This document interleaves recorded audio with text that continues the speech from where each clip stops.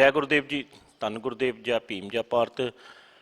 जिथे कि हर समाज के प्रति जड़ियाँ अपनी समाज सेवी निभाते दियाँ शख्सियतां विचों एक मानवती शख्सियत जिहड़ी हैगी रमनजीत लाली जी, जो लुधियाने की धरती तो आ और बहुत संघर्षमयी इन्हां दा जीवन हैगा और अनेका ही उपराले ਜਿਹੜੇ समाज के हित ਵਿੱਚ रह के भी करते और जिथे भी समाज 'ਤੇ कभी भारी पैंदी है हर वंग चट्टान वांग खड़ते आ। आओ जो इन्हों नाल असीं गल करते हैं कि लुधियाने की धरती पर पहुँचे और जिथे कि इन्होंने बाबा साहब के नाँ 'ਤੇ एक बहुत वड्डा जिहड़ा थंम कायम किया वा पूरे बहुजन समाज के साथियों के नाल। रमनजीत लाली जी एक बहुत वड्डा जिहड़ा बाबा साहब का जिहड़ा इस तुसीं एक गुरु कह सकते एक भवन बनाता वा और जिथे कि कारज हर तरह के धार्मिक और ब्याह शादी के भी कारज करते। की सोच के ये मन च संस आई सी? सब तो पहला तो अमरजीत बिरदी जी तुहाडा और कांशी टीवी नूं देख रहे सारे उन्हां दा ਸਰੋਤਿਆਂ ਦਾ डॉक्टर अंबेडकर साहब के पैरोकारां दा मैं बहुत बहुत धन्नवाद करदा कि तुसी मेरी कवरेज की और दर्शकों तक मेरी गल नूं पहुँचाया। सारिਆਂ ਨੂੰ देखण वालिਆਂ ਨੂੰ जय भीम जय भारत जी। तुसी डॉक्टर अंबेडकर साहब के भवन की गल की है। यह भवन मैं कह सकदा प्राउड दे नाल कि यह पंजाब का नहीं बल्कि नॉर्थ इंडिया का सब तो बड़ा डॉक्टर अंबेडकर भवन है और यह बहुमंतवी है। अज भी थले इत्थे लड़की की शादी हो रही है, कल भी हुई, परसों भी हुई है। पिछले 3 महीने तो लगातार समाजिक समागम हो रहे और समागमां दे नाल नाल असीं जिहड़ा इहदे विच जिहड़ा साडा होर अगे टारगेट है, एक तो यह है कि यह हजे पूरा मुकम्मल नहीं होया। पिछले दिनी ਇਹਦੇ ਉੱਤੇ तकरीबन 4 करोड़ रुपए का होर खर्चा आना तो 2 करोड़ रुपए के टेंडर जिहड़े है क्योंकि इनू पंजाब सरकार नगर निगम लुधियाना बना रही है। तो मैं इत्थे मुख सेवादार होने के नाते पैरवाई करदा कि हर काम इत्थे जिहड़ा हैगा वधिया होवे और लोगों को किसी प्रकार की असुविधा ना होवे। ना मुकम्मल होने के बावजूद भी लोगों ने अपनी आस्था के माध्यम नाल और असी अलाउ भी कर दिता। बहुत सारिया शादियाँ और समागम होए। शादियाँ ही मंतव नहीं है इस अंबेडकर भवन के विचों। इत्थों जिहड़ियां असीं होर मूवमेंट जिहड़ियां शुरू करन जा रहे हैं वो है कि इस बहुमंतवी प्रोजैक्ट दे विच एक बहुत वड्डा आडिटोरीयम है जिथे 500 लोगों के बहण की समर्था तो वो मुकम्मल होने तो बाद असीं इत्थों एक बहुत वड्डी मैं कह सकदा कि राष्ट्रीय पद्धर की अकैडमी जिहड़ी है इत्थे स्थापित करांगे और उस अकैडमी दे विच समाज के कैलीबर बच्चे गरीब परिवारों के बच्चे जिन्होंने को साधन नहीं है लेकिन वो अगे बढ़ना चाहते हैं उन्होंने बच्चों की सिलैक्शन करके उन्होंने बच्चों चंगी एजुकेशन दे के IAS IPS PCS अफसर बना के इत्थों कढ़िया करांगे। ये साडा टारगेट है। दूसरा असी इत्थे एक बहुत वड्डा सुविधा केंद्र स्थापित करन जा रहे हैं जिस सुविधा केंद्र दे विच लुधियाने दे और आले दुआले दे इलाके दे किसी भी नागरिक ने कोई अपना सर्टिफिकेट बनाना है, कोई जाति सर्टिफिकेट बनाना है, कोई आधार कार्ड बनाना है, कोई ड्राइविंग लाइसेंस बनाना किसी भी प्रकार का तो वह सारे डॉकूमेंट असी जिहड़ा इत्थे बनेगा सुविधा केंद्र उत्थे कंप्लीट करके वो सानू दे जाएगा। साडा स्टाफ होएगा, उन्होंने कचहरी जाण की लोड़ नहीं, भीड़ भाड़ च जाण की लोड़ नहीं, उत्थे जाके किसी को रिश्वत देण की लोड़ नहीं। असी इत्थे सारे कागज पत्र पूरे करके उहदे कोलों लै लैणे आ और कुछ दिनों बाद उन्होंने टाइम दे देना कि आके वो अपना मुकम्मल डॉकूमेंट तैयार होया इत्थों लै जावे। एक असी ये शुरू करन जा रहे हैं। एक असी सोचते हैं कि बहुत सारे दिहाड़ी करने वाले लोग, मजदूर लोग, सड़कों ते सौण वाले लोग जिन्हां दी जेब दे विच कोई पैसा भी नहीं हुंदा और भुखे रह के रात कट्टण लई मजबूर हुंदे, दिन कट्टण लई मजबूर हुंदे आ। कोई व्यक्ति भुखा ना सोवे तो इस अंबेडकर भवन दे विच बहुत वड्डी एक रसोई है जिथों असी डॉक्टर अंबेडकर जिहड़ा हैगा फूड जंक्शन जलंधर बाईपास चौंक जिथे बाबा साहब का स्टैचू लग्या उत्थे एक बहुत बड़ा बूथ लावांगे। इत्थों फ्रैश खाना तैयार होके जाएगा और बहुत घट पैसों दे विच 10 रुपए तो लैके 20 रुपए की कॉस्ट दे विच बहुत वधिया फूड जिहड़ा हैगा गरीब लोगों को उपलब्ध होएगा। एक यह शुरू करन जा रहे हैं।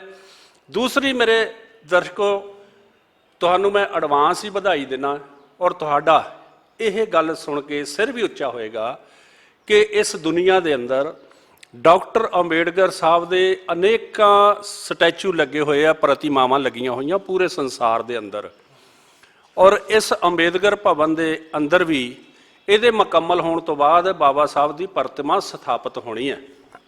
14 ਅਪ੍ਰੈਲ ਨੂੰ ਜੋ ਪਿੱਛੇ ਲੰਘੀ ਹੈ, ਇੱਥੇ ਡਾਕਟਰ ਅੰਬੇਡਕਰ ਸਾਹਿਬ ਦਾ ਜਨਮ ਦਿਨ ਮਨਾਇਆ ਗਿਆ ਔਰ ਉਸ ਜਨਮ ਦਿਨ ਦੇ ਵਿੱਚ ਹਜ਼ਾਰਾਂ ਲੋਕਾਂ ਨੇ ਸ਼ਿਰਕਤ ਕੀਤੀ ਔਰ ਅਸੀਂ ਉਸ ਵੱਡੇ ਸਮਾਗਮ ਦੇ ਵਿੱਚ ਇਹ ਐਲਾਨ ਕੀਤਾ ਕਿ ਪੂਰੀ ਦੁਨੀਆ ਦੇ ਵਿੱਚ ਪਹਿਲੀ ਪ੍ਰਤਿਮਾ ਡਾਕਟਰ ਅੰਬੇਡਕਰ ਸਾਹਿਬ ਦੀ ਜੋ ਇੱਥੇ ਸਥਾਪਿਤ ਹੋਣੀ ਹੈ ਉਹ ਸੋਨੇ ਔਰ ਹੀਰਿਆਂ ਦੀ ਮੜੀ ਹੋਈ ਸਥਾਪਿਤ ਕਰਾਂਗੇ। ਸੋ ਉਹ ਵੀ ਕਰਨਾ ਹੈ ਔਰ ਹੋਰ ਬਹੁਤ ਸਾਰੀਆਂ ਮੂਵਮੈਂਟ ਜਿਹੜੀਆਂ ਹੈਗੀਆਂ ਇੱਥੋਂ ਅੰਬੇਦਕਰ ਭਵਨ ਤੋਂ ਜਿਹੜੀਆਂ ਅਸੀਂ ਸ਼ੁਰੂ ਕਰਾਂਗੇ। ਜਿੱਥੇ ਕਿ ਤੁਸੀਂ ਸੋਨੇ ਦੀ ਪ੍ਰਤਿਮਾ ਦੀ ਗੱਲ ਕੀਤੀ ਬਾਬਾ ਸਾਹਿਬ ਦੀ, ਕਿਉਂਕਿ ਬਾਬਾ ਸਾਹਿਬ ਦਾ ਨਾਂ ਹੀ ਬਹੁਤ ਸਿੰਬਲ ਆਫ ਨੌਲੇਜ ਆ, ਬਹੁਤ ਵੱਡਾ ਨਾਮ ਹੈਗਾ ਔਰ ਐਜੂਕੇਸ਼ਨ ਵਾਸਤੇ ਵੀ। ਔਰ ਤੁਸੀਂ ਜਿੱਥੇ ਐਜੂਕੇਸ਼ਨ ਦੀ ਗੱਲ ਕੀਤੀ ਹੈਗੀ ਜਾਂ ਫੂਡ ਦੀ ਗੱਲ ਕੀਤੀ ਆ, ਬਾਬਾ ਸਾਹਿਬ ਦੀ ਮੂਵਮੈਂਟ ਨੂੰ ਲੈ ਕੇ ਆਉਣ ਵਾਲੇ ਟਾਈਮ 'ਚ ਕਿੰਨਾ ਕੁ ਅੱਗੇ ਲੈ ਕੇ ਜਾਓਗੇ? ਕਿਉਂਕਿ ਬਾਬਾ ਸਾਹਿਬ ਦਾ ਤੁਸੀਂ ਆਨੰਦ ਭਵਨ ਵੀ ਬਣਾ ਦਿੱਤਾ ਵਾ, ਕਿਉਂਕਿ ਆਉਣ ਵਾਲੇ ਟਾਈਮ 'ਚ ਜਿਹੜੀ ਬਾਬਾ ਸਾਹਿਬ ਦੇ ਸਕੈਚੂ ਵੀ ਇੱਥੇ ਜਲੰਧਰ ਬਾਈਪਾਸੇ ਲੱਗਾ ਵਾ, ਬਹੁਤ ਖਿੱਚ ਦਾ ਕੇਂਦਰ ਬਣਿਆ ਹੋਇਆ ਵਾ। ਤੁਸੀਂ ਬੜਾ ਹਮੇਸ਼ਾ ਬਾਬਾ ਸਾਹਿਬ ਦੇ ਪ੍ਰਤੀ, ਆਪਣੇ ਰਹਿਬਰਾਂ ਦੇ ਸੋਚ ਦੇ ਪ੍ਰਤੀ ਹਮੇਸ਼ਾ ਇੱਕ ਆਪਣੀ ਜ਼ਿੰਮੇਵਾਰੀ ਨੈਤਿਕ ਨੂੰ ਸਮਝਦੇ ਹੋਏ ਅੱਗੇ ਲੈ ਕੇ ਜਾਂਦੇ ਆ। ਔਰ ਜਿੱਥੇ ਐਜੂਕੇਸ਼ਨ ਦੀ ਗੱਲ ਆਉਂਦੀ ਆ, ਤੁਸੀਂ ਹਮੇਸ਼ਾ ਦੇਖਿਆ ਕਿ ਸਾਡੇ ਬੱਚੇ ਹਮੇਸ਼ਾ ਸੜਕਾਂ 'ਤੇ ਫਿਰਦੇ ਆ, ਉਹਨਾਂ ਵਾਸਤੇ ਕੀ ਤੁਸੀਂ ਉਪਰਾਲਾ ਕਰਨ ਜਾ ਰਹੇ? ਦੇਖੋ, ਅੱਜ ਗਲੀ ਗਲੀ ਦੇ ਵਿੱਚ ਇਹ ਨਾਰਾ ਲੱਗਦਾ ਹੈ, ਬਾਬਾ ਸਾਹਿਬ ਤੇਰੀ ਸੋਚ ਤੇ ਪਹਿਰਾ ਦਿਆਂਗੇ ਠੋਕ ਕੇ, ਬਾਬਾ ਸਾਹਿਬ ਤੇਰਾ ਮਿਸ਼ਨ ਅਧੂਰਾ ਰਲ ਮਿਲ ਕੇ ਅਸੀਂ ਕਰਾਂਗੇ ਪੂਰਾ। ਇਹ ਨਾਰੇ ਸੋ ਮੈਂ ਇਹ ਕਹਿਣਾ ਚਾਹੁੰਦਾ ਕਿ ਬਾਬਾ ਸਾਹਿਬ ਦਾ ਮਿਸ਼ਨ ਕੀ ਹੈ? ਬਾਬਾ ਸਾਹਿਬ ਦਾ ਮਿਸ਼ਨ ਇਹ ਹੈ ਕਿ ਇਹ ਦੁਨੀਆ ਦੇ ਸਭ ਤੋਂ ਵੱਡੇ ਭਾਰਤ ਦੇਸ਼, ਲੋਕਤੰਤਰ ਦੇਸ਼ ਦੇ ਅੰਦਰ ਸਾਰੇ ਲੋਕ ਬਰਾਬਰ ਹੋਣ, ਕਿਸੇ ਦੇ ਨਾਲ ਜਾਤ ਦੇ ਨਾਂ ਤੇ ਕੋਈ ਵਿਤਕਰਾ ਨਾ ਹੋਵੇ, ਜਾਤੀ ਮੁਕਤ ਸਮਾਜ ਦੀ ਸਿਰਜਣਾ ਹੋਵੇ, ਹਰ ਇੱਕ ਵਿਅਕਤੀ ਨੂੰ ਅੱਗੇ ਵਧਣ ਦੇ ਬਰਾਬਰ ਮੌਕੇ ਮਿਲਣ, ਕੋਈ ਗਰੀਬ ਨਾ ਹੋਵੇ, ਕੋਈ ਮੌਲਿਕ ਅਧਿਕਾਰ ਜਿਹੜੇ ਰੋਟੀ ਮਕਾਨ ਰੁਜ਼ਗਾਰ ਜਿਹੜੇ ਬਾਬਾ ਸਾਹਿਬ ਦੇਣਾ ਚਾਹੁੰਦੇ ਸੀ ਉਹ ਲਾਗੂ ਹੋ ਕੇ ਦੇਸ਼ ਦੇ ਨਾਗਰਿਕਾਂ ਨੂੰ ਉਹ ਮੌਲਿਕ ਅਧਿਕਾਰ ਮਿਲਣ, ਤਾਂ ਜੋ ਕਿ ਕੋਈ ਵੀ ਵਿਅਕਤੀ ਭੁੱਖਾ ਨਾ ਸੋਵੇ, ਬੇਘਰ ਨਾ ਹੋਵੇ ਔਰ ਉਹਨੂੰ ਜਲੀਲ ਨਾ ਹੋਣਾ ਪਵੇ, ਸਭ ਦਾ ਮਾਨ ਸਨਮਾਨ ਹੋਵੇ। ਔਰ ਸਰਕਾਰੀ ਕੰਮਾਂ ਦੇ ਵਿੱਚ, ਸਰਕਾਰੀ ਅਦਾਰਿਆਂ ਦੇ ਵਿੱਚ ਹਰ ਇੱਕ ਵਰਗ ਦੀ ਜਨਸੰਖਿਆ ਦੇ ਮੁਤਾਬਕ ਨੁਮਾਇੰਦਗੀ ਤੈਅ ਹੋਵੇ। ਜਿੱਦਾਂ ਸਾਡੇ ਰਹਿਬਰ ਕਹਿੰਦੇ ਹੁੰਦੀ ਸੀ, ਜਿਨ੍ਹਾਂ ਦੀ ਸੰਖਿਆ ਭਾਰੀ ਉਨੀ ਉਹਨਾਂ ਦੀ ਹਿੱਸੇਦਾਰੀ। ਬੈਂਕਾਂ ਦਾ ਫਾਈਨਾਂਸ ਉਹਦੇ ਵਿੱਚ ਮੇਰੇ ਨੌਜਵਾਨਾਂ ਲਈ, ਦਲਿਤ ਸਮਾਜ ਦੇ ਲੋਕਾਂ ਲਈ, ਪਛੜੇ ਸਮਾਜ ਦੇ ਲੋਕਾਂ ਲਈ ਉਹਨਾਂ ਦੀ ਹਿੱਸੇਦਾਰੀ ਤੈਅ ਹੋਣੀ ਚਾਹੀਦੀ ਹੈ। ਹੋਰ ਜਿੰਨੇ ਸਰਕਾਰ ਦੇ ਬੱਸਾਂ ਦੇ ਪਰਮਿਟ ਹੈਗੇ ਆ, ਸ਼ਰਾਬਾਂ ਦੇ ਠੇਕੇ ਆ, ਟੈਂਡਰ ਪ੍ਰਕਿਰਿਆ ਹੈਗੀ ਆ, ਜਿੰਨਾ ਸਰਕਾਰੀ, ਔਰ ਇੱਥੋਂ ਤੱਕ ਕਿ ਇੰਡਸਟਰੀ ਲਾਉਣ ਵਾਸਤੇ ਜਿਹੜੇ ਸਾਡੇ ਪਲਾਟ ਕੱਟੇ ਜਾਂਦੇ ਆ, ਜਿਨ੍ਹਾਂ ਨੂੰ ਅਸੀਂ ਫੋਕਲ ਪੁਆਇੰਟ ਕਹਿੰਦੇ ਆ, ਉਹਨਾਂ ਦੇ ਵਿੱਚ ਸ਼ਡਿਊਲ ਕਾਸਟ ਨੌਜਵਾਨਾਂ ਨੂੰ ਆਪਣੀ ਇੰਡਸਟਰੀ ਲਾਉਣ ਵਾਸਤੇ ਉਹਨਾਂ ਦੀ ਹਿੱਸੇਦਾਰੀ। ਸੋ ਇਹ ਸਾਰਾ ਬਾਬਾ ਸਾਹਿਬ ਦੀ ਜੋ ਸੋਚ ਵਿਚਾਰਧਾਰਾ ਸੀ ਉਹਦੇ ਉੱਤੇ ਦਿਨ ਰਾਤ ਕੰਮ ਕਰਦੇ ਆ ਔਰ ਤੁਹਾਡਾ ਸਭ ਦਾ ਆਸ਼ੀਰਵਾਦ ਰਹੇ। ਤੁਸੀਂ ਸਾਰੇ ਇਕਜੁੱਟ ਹੋ ਜਾਓ ਔਰ ਬਾਬਾ ਸਾਹਿਬ ਦਾ ਮਿਸ਼ਨ ਆਪਾਂ ਉਹ ਪੂਰਾ ਕਰ ਸਕੀਏ। ਔਰ ਜਿੱਥੇ ਵੀ ਇਸ ਦੁਨੀਆ ਦੇ ਅੰਦਰ ਬਾਬਾ ਸਾਹਿਬ ਹੋਣਗੇ, ਉਹਨਾਂ ਦੀ ਆਤਮਾ ਹੋਏਗੀ, ਉਹਨਾਂ ਨੂੰ ਜ਼ਰੂਰ ਪ੍ਰਸੰਨਤਾ ਹੋਏਗੀ ਕਿ ਮੇਰੀ ਕੌਮ ਦੇ ਲੋਕਾਂ ਨੇ ਇਕੱਠੇ ਹੋ ਕੇ ਮੇਰੀ ਗੱਲ ਨੂੰ ਮੰਨ ਕੇ ਉਸ ਸਮਾਜ ਦੀ ਸਿਰਜਣਾ ਇਸ ਦੇਸ਼ ਦੇ ਅੰਦਰ ਕਰ ਦਿੱਤੀ ਜਿਹਦੀ ਮੈਂ ਕਲਪਨਾ ਕੀਤੀ ਸੀ। ਪਰ ਜਿੱਥੇ ਕਿ ਅੱਜ ਤੁਸੀਂ ਬਾਬਾ ਸਾਹਿਬ ਦੇ ਫੋਲੋਵਰ ਦੀ ਸਮਾਜ ਦੀ ਗੱਲ ਕੀਤੀ ਆ, ਔਰ ਉੱਥੇ ਹੀ ਅੱਜ ਹਰੇਕ ਪਾਰਟੀ ਸਰਗਰਮੀਆਂ 'ਚ ਆ ਚੁੱਕੀਆਂ ਵਾ ਔਰ 2022 ਵੀ ਦੂਰ ਨਹੀਂ ਹੈਗਾ, ਜਿਹੜੀਆਂ ਚੋਣਾਂ ਵੀ ਹੋਣੀਆਂ ਹੈਗੀਆਂ ਔਰ ਅਨੇਕਾਂ ਹੀ ਪਾਰਟੀਆਂ, ਚਾਹੇ ਕਿਸੇ ਪਾਰਟੀ ਦੀ ਗੱਲ ਕਰ ਲਈਏ, ਔਰ ਹਰੇਕ ਪਾਰਟੀ ਕਹਿ ਰਹੀ ਆ ਕਿ ਅਸੀਂ ਅੱਜ ਦੇ ਟਾਈਮ 'ਚ 2022 ਦੇ ਵਿੱਚ ਅਸੀਂ ਸੀਐਮ ਜਾਂ ਡਿਪਟੀ ਸੀਐਮ ਦਲਿਤ ਸਮਾਜ ਦੇ ਵਿੱਚ ਬਣਾਵਾਂਗੇ। ਲੇਕਿਨ ਪਿਛਲੇ ਇੰਨੇ ਸਾਲ ਹੋ ਗਏ ਦੇਸ਼ ਆਜ਼ਾਦ ਹੋਏ ਨੂੰ, ਅੱਜ ਤੱਕ ਵੀ ਇਹ ਗੱਲ ਕਿਸੇ ਨੂੰ ਸੁਣਨ ਨਹੀਂ ਮਿਲੀ। ਲੇਕਿਨ ਹੁਣ ਹੀ 2022 ਦੇ ਵਿੱਚ ਕਿਉਂ ਆ ਰਿਹਾ? ਹੁਣ ਹੀ ਕਿਉਂ? ਦੇਖੋ, ਹੌਲੀ ਹੌਲੀ ਮੇਰੀ ਕੌਮ ਦੇ ਅੰਦਰ ਜਾਗਰਤੀ ਪੈਦਾ ਹੋ ਰਹੀ ਹੈ। ਦੇਸ਼ ਦੇ ਅੰਦਰ ਅੰਬੇਡਕਰਵਾਦ ਦੀ ਸਥਾਪਨਾ ਹੋ ਰਹੀ ਹੈ, ਅੰਬੇਦਕਰਵਾਦ ਵੱਧ ਰਿਹਾ ਔਰ ਪੰਜਾਬ ਇੱਕ ਐਸਾ ਰਾਜ ਹੈ ਭਾਰਤ ਦੇਸ਼ ਦੇ ਅੰਦਰ ਜਿੱਥੇ ਦਲਿਤ ਪਾਪੂਲੇਸ਼ਨ ਸਾਰੀਆਂ ਸਟੇਟਾਂ ਨਾਲੋਂ ਜ਼ਿਆਦਾ ਹੈ, ਅਪਰੋਕਸੀਮੇਟਲੀ 35%। ਤੇ ਅੱਜ ਰਾਜਨੀਤਿਕ ਪਾਰਟੀਆਂ ਦੀ ਮਜਬੂਰੀ ਬਣ ਗਈ ਕਿ ਇਸ ਵੱਡੇ ਵਰਗ ਨੂੰ ਹੁਣ ਇਗਨੋਰ ਨਹੀਂ ਕੀਤਾ ਜਾ ਸਕਦਾ। ਚਾਹੇ ਇਹਦੇ ਵਿੱਚ ਰਾਜਨੀਤਿਕ ਸਵਾਰਥ ਲਾ ਲਈਏ, ਚਾਹੇ ਦਲਿਤ ਵਰਗ ਨੂੰ ਨਾਲ ਲਾਉਣ ਦੀ ਗੱਲ ਕਰ ਲਈਏ, ਕੁਝ ਵੀ ਕਾਰਨ ਹੋ ਸਕਦਾ। ਲੇਕਿਨ ਅੱਜ ਪ੍ਰਾਊਡ ਹੈ ਮੈਨੂੰ ਇਸ ਗੱਲ ਦਾ ਕਿ ਅੱਜ ਹਰ ਪੋਲੀਟੀਕਲ ਪਾਰਟੀ, ਜਿੱਦਾਂ ਤੁਸੀਂ ਦੱਸਿਆ, ਕੋਈ ਸੀਐਮ ਦਲਿਤ ਵਰਗ 'ਚੋਂ ਬਣਨਾ ਚਾਹੀਦਾ, ਕੋਈ ਡਿਪਟੀ ਸੀਐਮ ਬਣਾਉਣਾ ਹੈਗਾ, ਤੇ ਇਹ ਪ੍ਰਾਊਡ ਔਰ ਮਾਣ ਦੀ ਗੱਲ ਹੈ। ਹੁਣ ਗੱਲ ਇਹ ਹੈ, ਕਮ ਸੇ ਕਮ ਜੇ ਪਾਰਟੀਆਂ ਸਾਫ਼ ਮਨ ਦੇ ਨਾਲ ਇਹ ਗੱਲ ਕਰ ਰਹੀਆਂ, ਤਾਂ ਫਿਰ ਮੈਂ ਚਾਹੁੰਦਾ ਕਿ ਦਲਿਤ ਸਮਾਜ ਦੇ ਵਿੱਚੋਂ ਸੀਐਮ ਜਾਂ ਡਿਪਟੀ ਸੀਐਮ ਵੀ ਅਣਖੀ, ਸਵੈਮਾਨੀ ਔਰ ਜਿਹੜਾ ਹੱਕਾਂ ਅਧਿਕਾਰਾਂ ਦੀ ਗੱਲ ਕਰ ਸਕੇ ਔਰ ਸਮਾਜ ਦੇ ਪ੍ਰਤੀ ਸਮਰਪਿਤ ਹੋਵੇ ਔਰ ਉਹਨਾਂ ਦੇ ਬਣਦੇ ਹੱਕ ਔਰ ਅਧਿਕਾਰ ਉਹਨਾਂ ਨੂੰ ਦੇ ਸਕੇ। ਅਜਿਹਾ ਬੰਦਾ ਹੀ ਸੀਐਮ ਡਿਪਟੀ ਸੀਐਮ ਬਣਨਾ ਚਾਹੀਦਾ। ਸੀਰੀ ਨਹੀਂ ਬਣਨਾ ਚਾਹੀਦਾ, ਗੁਲਾਮ ਨਹੀਂ ਬਣਨਾ ਚਾਹੀਦਾ, ਰਬੜ ਸਟੈਂਪ ਨਹੀਂ ਬਣਨਾ ਚਾਹੀਦਾ। ਅੱਜ ਜੇ ਅਸੀਂ ਚਾਹੁੰਦੇ ਕਿ ਪੰਜਾਬ ਦੇ ਅੰਦਰ ਤਬਦੀਲੀ ਆਵੇ ਔਰ ਗਰੀਬ ਲੋਕਾਂ ਨੂੰ, ਲਤਾੜੇ ਲੋਕਾਂ ਨੂੰ, ਕੁਚਲੇ ਲੋਕਾਂ ਨੂੰ, ਸ਼ੋਸ਼ਿਤ ਲੋਕਾਂ ਨੂੰ ਉਹਨਾਂ ਦੇ ਬਣਦੇ ਹੱਕ ਤੇ ਅਧਿਕਾਰ ਮਿਲਣ, ਤਾਂ ਮੈਂ ਸਮਝਦਾ ਕਿ ਡਿਪਟੀ ਸੀਐਮ ਜ਼ਰੂਰ ਬਣਨਾ ਚਾਹੀਦਾ, ਸੀਐਮ ਬਣਨਾ ਚਾਹੀਦਾ, ਲੇਕਿਨ ਬਣੇ ਉਹੀ ਜਿਹੜਾ ਗੱਲ ਕਰੇ ਔਰ ਜਿਹੜਾ ਲੜੇ ਔਰ ਜਿਹੜਾ ਬਾਬਾ ਸਾਹਿਬ ਦੇ ਮਿਸ਼ਨ ਨੂੰ ਪੂਰਾ ਕਰੇ। ਜਿੱਥੇ ਕਿ ਅਨੇਕਾਂ ਹੀ ਸਵਾਲ ਜੁੜਦੇ ਆ, ਉੱਥੇ ਇੱਕ ਜਿਹੜਾ ਇਸ ਟਾਈਮ ਦੌਰ ਚੱਲਦਾ ਪਿਆ ਹੈਗਾ ਕਰੋਨਾ ਦਾ, ਔਰ ਸਰਕਾਰ ਦਿਨ ਪ੍ਰਤੀ ਦਿਨ ਆਪਣੇ ਨਵੇਂ ਤੋਂ ਨਵੇਂ ਸਵਾਲ ਲੈ ਕੇ ਆਉਂਦੀ ਆ, ਲੋਕਾਂ ਨੂੰ ਪਰੇਸ਼ਾਨ ਕਰਦੀ ਆ। ਜਿਹੜੇ ਲੋਕ ਦਿਹਾੜੀਦਾਰ ਕਰਦੇ ਆ, ਰੇਹੜੀਆਂ ਲਗਾਉਂਦੇ ਆ, ਉਹ ਵੀ ਅੱਜ ਪਿਛਲੇ ਦਿਨ ਲੁਧਿਆਣੇ ਵਿੱਚ ਵੀ ਦੇਖਿਆ ਗਿਆ, ਬਠਿੰਡੇ 'ਚ ਦੇਖਿਆ ਗਿਆ, ਜਲੰਧਰ 'ਚ ਵੀ ਦੇਖਿਆ ਗਿਆ ਕਿ ਪੁਲਿਸ ਪ੍ਰਸ਼ਾਸਨ ਜਿਹੜੇ ਲੋਕ ਗਰੀਬ ਵਰਗ ਦਾ ਤਬਕਾ ਹੈਗਾ, ਦਿਹਾੜੇ ਰੇਹੜੀ ਲਗਾਉਂਦਾ, ਉਹਨੂੰ ਵੀ ਪਰੇਸ਼ਾਨ ਕਰਦੀ ਆ। ਲੇਕਿਨ ਸਰਕਾਰ ਹਜੇ ਤੱਕ ਇੰਡਸਟਰੀ ਵਿੱਚ ਨੂੰ ਬੰਦ ਨਹੀਂ ਕੀਤੀ, ਔਰ ਵਿਆਹ ਵਿੱਚ ਕਦੀ 20 ਬੰਦੇ, ਕਦੀ 50 ਬੰਦੇ, ਔਰ ਕੱਲ੍ਹ ਦਾ ਬਿਆਨ ਸੀਗਾ ਸਰਕਾਰ ਦਾ ਕਿ 10 ਬੰਦੇ ਅਲਾਊਡ ਕਰਤੇ। ਲੇਕਿਨ ਜਿਹੜੇ ਲੋਕਾਂ ਨੂੰ 10 ਬੰਦੇ ਅਲਾਊਡ ਕਰਤੇ, ਹਰੇਕ ਦੇ ਭਾਈਵਾਨ ਰਿਸ਼ਤੇਦਾਰੀ ਹੈਗੀ ਆ, ਜਦੋਂ ਰੈਲੀਆਂ ਹੁੰਦੀਆਂ ਉਦੋਂ ਲੱਖਾਂ ਦੇ ਲੋਕ ਦੇਖਣ ਨੂੰ ਮਿਲਦੇ ਆ। ਇਹਦੇ ਵਾਸਤੇ ਤੁਸੀਂ ਕੀ ਆਵਾਜ਼ ਉਠਾਓਗੇ?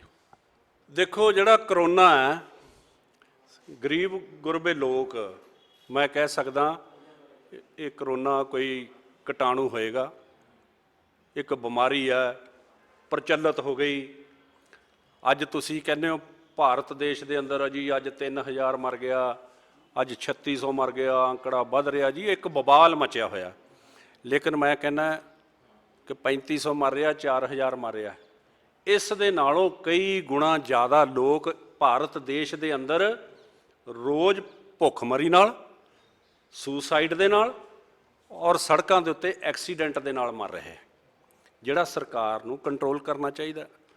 ਅੱਜ ਕਰੋਨਾ ਇੰਟਰਨੈਸ਼ਨਲ ਲੈਵਲ 'ਤੇ ਹੋ ਗਿਆ, ਪਰ ਕਰੋਨਾ ਦਲਿਤ ਸਮਾਜ ਦੇ ਲੋਕ, ਗਰੀਬ ਲੋਕ, ਇਹ ਕਰੋਨਾ ਕੀ ਹੈ? ਇਹ ਤਾਂ ਮੌਜੂਦਾ ਮਾਡਰਨ ਕਰੋਨਾ। ਅਸੀਂ ਤਾਂ ਸਦੀਆਂ ਤੋਂ ਕਰੋਨਾ ਝੱਲ ਰਹੇ ਹਾਂ, ਜਾਤੀਵਾਦ ਦਾ ਕਰੋਨਾ।